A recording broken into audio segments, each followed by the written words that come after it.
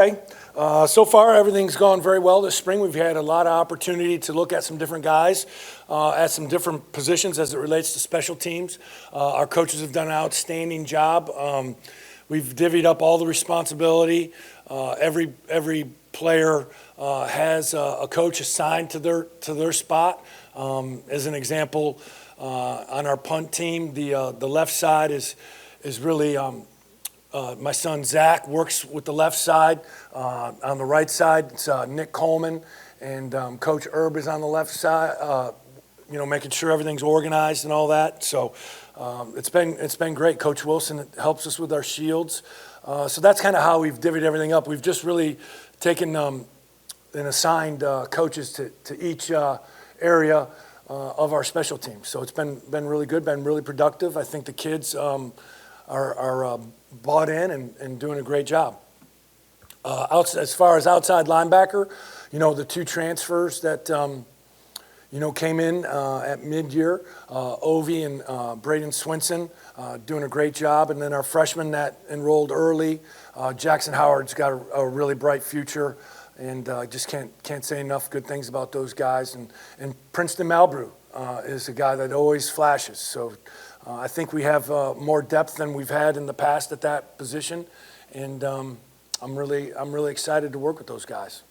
With that, I'll open it up to any questions. Coach, right up the middle, Michael Cowell from Channel 2 here in Baton Rouge. Hey, Mike. Just eyes and accountability on special teams. You were here last year, you kind of got to see it from afar, I guess, but how comfortable are you that you're going to have enough of both to really make sure that it's refined to the point that it needs to be? Oh, I'm very confident. Yeah, I think we've made great strides. I think, we tweaked a few things, but not a lot. And really, it's not about what we did, it's about how we did it. And that's been our emphasis. And I think the players have responded very well. And I like the effort. I like the finish. And that's a big part of special teams. You got to have guys out there that do the little things right. They have attention to detail, but they strain and they finish. Hey, John. Glenn West with 24/7 Sports. Hey, Glenn. What were the conversations, I guess, like with Coach Kelly this offseason about how you could come in and maybe switch things up with the special teams and just how you could improve that unit from last year? The conversation was, I told him that I feel completely comfortable with being the special teams coordinator. I've been a part of special teams my entire career as a defensive coach, linebacker, safeties, whatever it may be. All of those guys are very involved in special teams, and I think he, with me having coached for Coach Kelly before in the past, he had a comfort level with me. We had great communication, and really it was, again, not what we did, but just how we did it. And so I think he's pleased. He hasn't been upset with me so far, so that's a good thing. And this is your fifth SEC stint and fourth SEC school. What are your biggest takeaways from coaching in the conference, and perhaps which team did you learn the most from while coaching there? LSU, of course. No, this is, I think it's like my 13th year in this league. It's a very competitive league. Recruiting is at the forefront, as we all know. And, very, very competitive each and every week. I mean, it's a tough conference, and I'm excited to be a part of it. And the thing I think I really respect about the SEC is really just the passion of the fan bases, their knowledge of the game. I think they have a good understanding of the game, and so it's been that part of it makes it exciting. The passion of our fans at our home games here at LSU really is inspirational to our guys, and creates an environment that is exciting to be a part of. So appreciate all that to our fan base, our loyal fan base, and it's been a great experience being in this conference. When Coach House was here, he talked a little bit about the need to kind of blow out the coaching assignments for the outside linebackers because it's such a different and differently demanding position, right, as far as the multitude of things that they can do, I guess. How do you feel like that your position's needed to kind of complement what that position can do separate from maybe what the rest of my experience is that I've been fortunate that I've been a defensive coordinator, not only in this league, but several schools.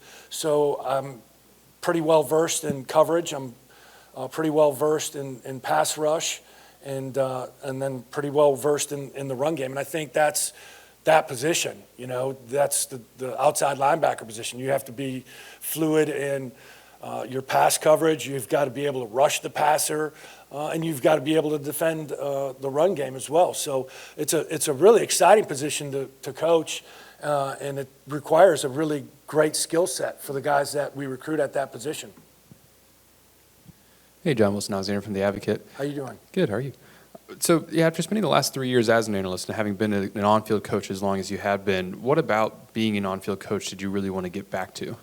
Oh, just working with the kids, you know what I mean, on the grass, being a mentor for them, just having more input, things of that nature.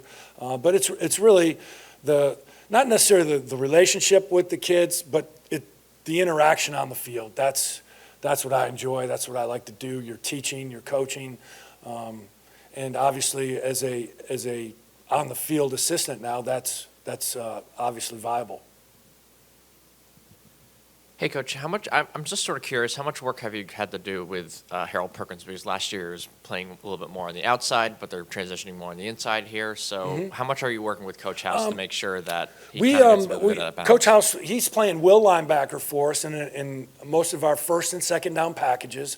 When we go to our third down package, Harold will come over and we'll talk about line stunts. He'll come with us with the D-line and the players that are in our third down packages and work line stunts and pressures and things of that nature.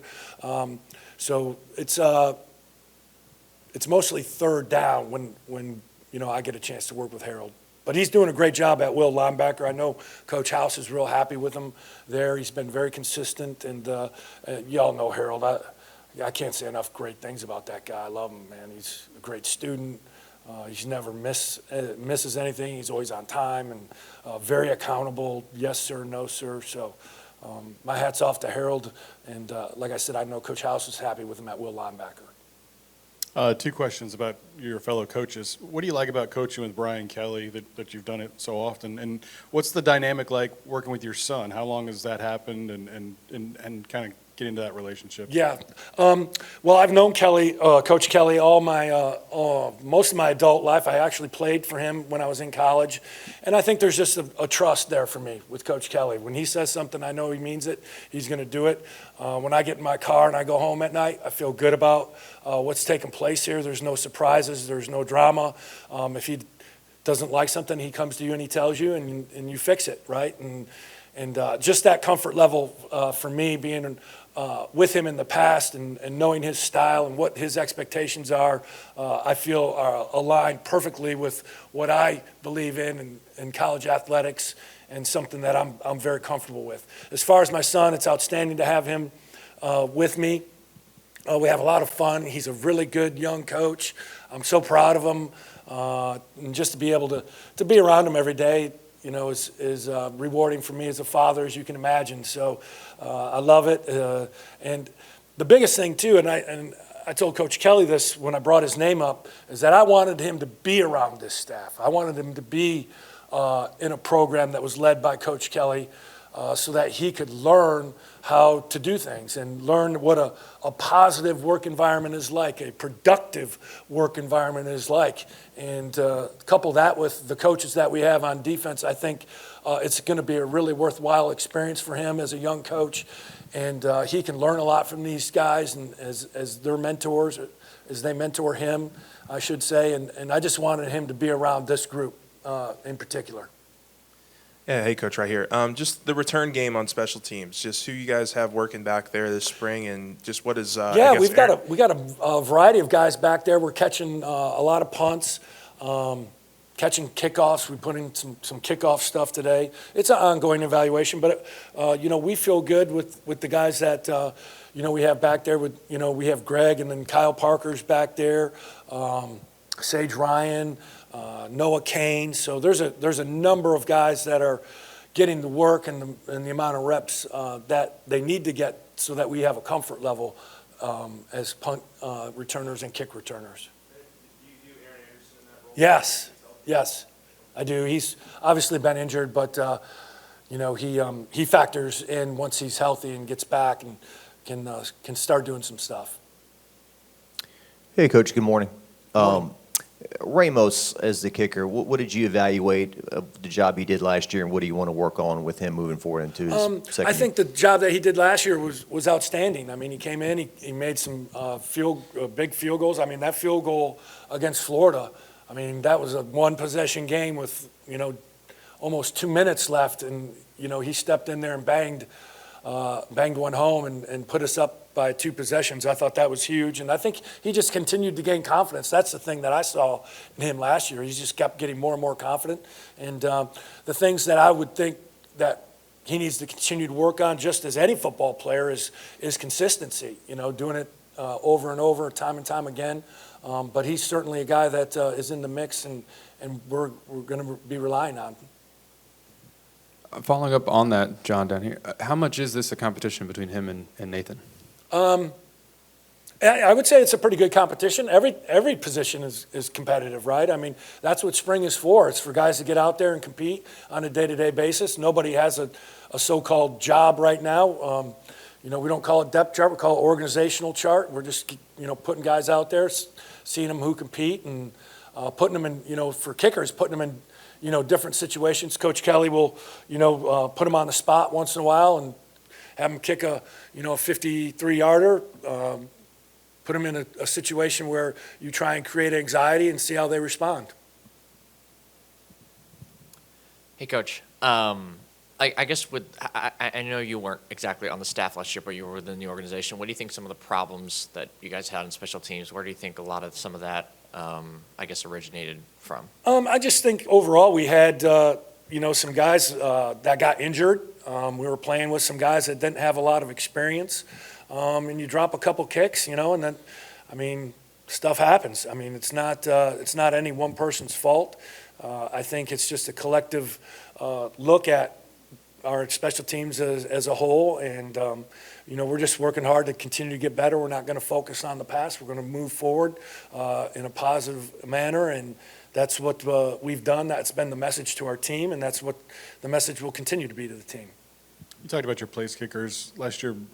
I don't think Brian kept it a secret that he didn't really want to push them, from their maxes, I guess. Have they been able to increase their distance throughout the year? Yeah. I mean, it's a fine line with kickers, right? I mean, you've got to gauge their legs, how many days a week they're kicking, how far they're kicking, and you just got to be smart with them and pick your spots, to put them to the test.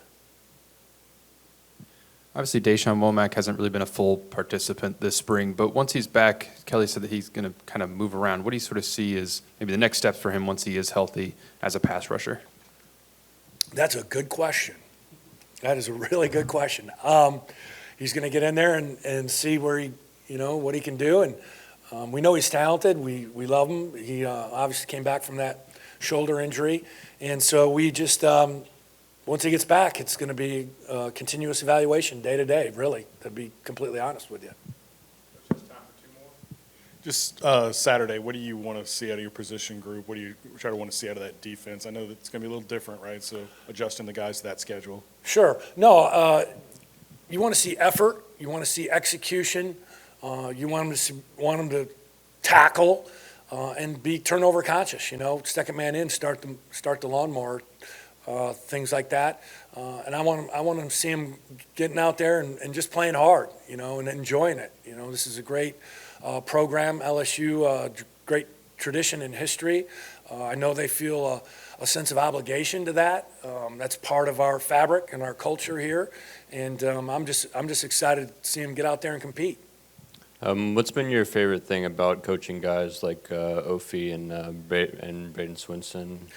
Well, obviously they have experience. They've been in some other programs, so it's not like they're a true freshman. They have, even though maybe the terminology may be different, they have pretty good knowledge of some basic overall schemes. They played the position before, so I think just their experience is something that I rely on. I don't have to explain every little detail. There's a lot of things that they're already aware of that I just have to polish and bring them up to speed with the way we're doing things. But overall, just their experience.